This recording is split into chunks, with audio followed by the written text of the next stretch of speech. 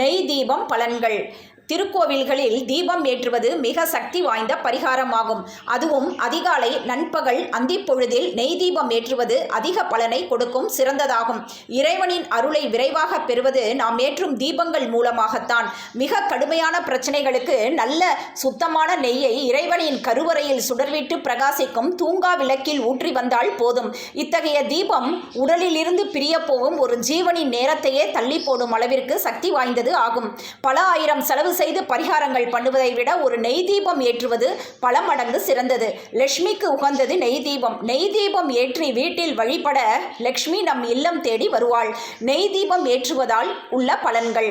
நெய் தீபம் ஏற்றினால் சகலவித சந்தோஷம் இல்லத்தில் நிலைத்து நிற்கும். கிரகதோஷங்கள் விலகி சுகம் பெறலாம். நெய் தீபம் ஏற்றும் பொழுது நினைத்தது கைகூடும், செல்வ விருத்தி உண்டாகும். மீதியை நாளைக்கு பார்க்கலாம்.